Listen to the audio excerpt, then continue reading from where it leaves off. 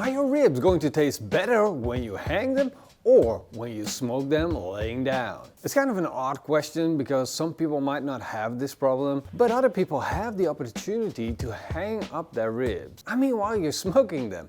And that might make a difference. It might make for better ribs. Honestly, I don't know, but I intend to find out. Big thanks to borniak Smokers for sponsoring this video. Of course, I selected some beautiful baby back ribs for this project. They got plenty of meat on them. You see a little bit of the loin is even still on it. On the back I still have a membrane that needs to be taken off. I just like to take a dinner knife and wiggle it underneath in between the bone and the meat. Lift it up, put my finger underneath and then tear it off. Well, would it matter if we use spare ribs instead of baby back ribs when you hang them up? It all depends, because the baby back ribs in general have a little bit more meat on them. However, if you have the baby back ribs that are cut to scraps, then there's no meat on them at all and it doesn't really matter. Now I'm seasoning these baby back ribs with a little bit of PITMASTERX pork seasoning. It's one of my favorite seasonings to use on ribs. If you're unable to get the seasoning, we always have the written recipe of the seasoning on our website. And otherwise, just check out our shop, shop.pitmasterx.com. Looking good. And the cool thing about seasoning like this is that if you put it down, it already starts smelling good. So people around you are gonna think like, I'm so hungry. These are ready to go on the barbecue. I'll be cooking on the borniak smoker because it's perfect to do a project like this on. The first thing that I'm going to do is switch it on. It starts up. I've got the smoker box already switched on and now I'm going to load it up with a little bit of wood chip. This time I'll be using some apple wood chips. Normally I would be using beech, but I like to mix it up every now and then. Surprise my guests with a different flavor. Put the lid on. I'm going to set it to 120 degrees Celsius, let it warm up. And once I hit this button, it starts smoking. Of course, if I want to hang my ribs, I'm going to need some hooks to hang them up by. And then also comes the decision, should I hang them from the thickest part or should I hang them from the thinnest part? Because the ribs kind of taper in shape, thin to thick.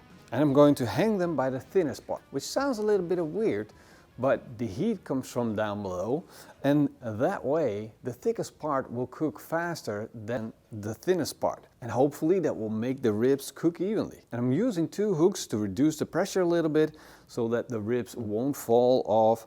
First thing, I'm going to slide in my laying down ribs. Then I'm going to use a rod, lay down on the rack, stick the hooks through, lift it up.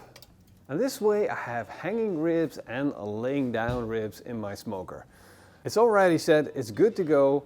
This is the most stable barbecue I have. It's giving me a very constant temperature and very constant smoke flavor. So I know that this is the best way to do the comparison, but I'm guessing it'll be about 3 hours of smoking time until we get that perfect smoke color. All right, time to check. And this is the end result.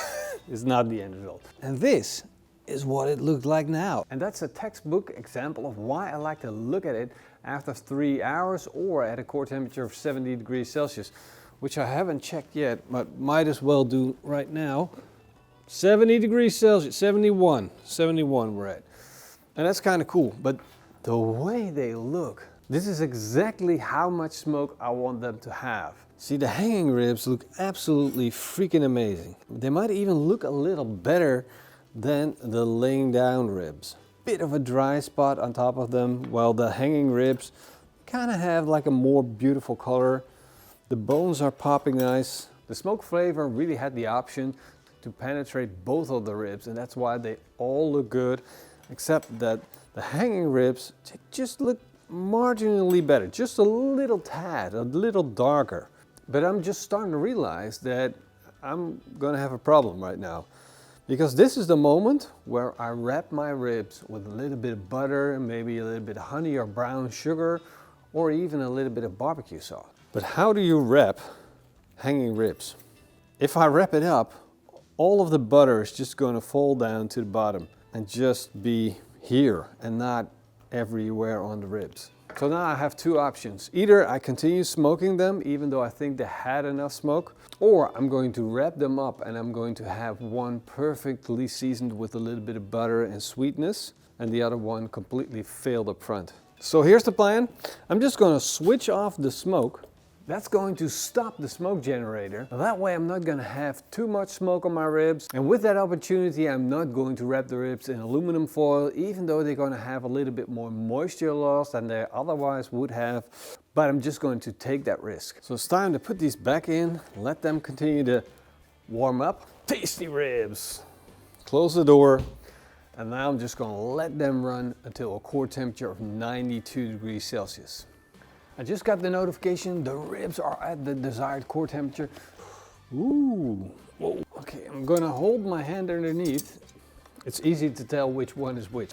One's got the hooks and the other one doesn't. But that's actually the reason why I want to wrap my ribs, is because as you can see, the exterior of the ribs is now dry. And to my liking, they're a little bit too dry. I know you can have dry cooked ribs, but to me this looks it's like they have been expelling more moisture than they needed to have. Hanging ribs in the front, not fall apart tender, but very, very close. And here again, the dry exterior, beautiful bark. If this would be pulled pork, I would be super happy with that bark, because it's going to disappear in the pulled pork. It's going to be part of the flavor experience. But with ribs, it is a miss or a hit. These are the laying down ribs, and okay, different knife. This is a little bit, it's not fall apart tender, but it's very, very close. A tool for a hard crust. And that will give you an idea of how hard that crust is. Is it still a little bit juicy? It is juicy, it's not crazy juicy. That's why we wrap, folks, to get that nice and juiciness. Still, good looking ribs. Definitely rendered out fat. Laying down ribs as a reference. Clean off the bone, nice crunch on the bark. Looking at them, I thought I'm gonna get that dry experience, but it's not. It's still good. There's still fat floating around in that rib, making it nice, juicy and tender. I'll definitely make some dipping sauce to go with these ribs, just for flavor. All right, now let's try the hanging ribs. I don't see anything different. They look to me to be just as juicy and just as tender. So it comes down to the taste. I really have to do hard thinking here, because it kind of tastes better, and I don't know why. Maybe, I don't know, how can this be tastier? Could it be that the fat was dripping down over the ribs and on the outside, and therefore giving it more flavor? Could that be? There's a little bit more smoke flavor to them, but not really smoke flavor. More tasty pork. If this is the thing, like this is very, very minimal. If you put sauce over this, you won't taste the difference. There is a minimal difference where the hanging ribs are better than laying down ribs. Is it worth it? Should you upgrade your barbecue to a hanging ribs barbecue, or just slide them in laying down? Honestly, unless you're in the competition business, I would just go for a laying down. It definitely makes a difference, even though it's very, very tiny.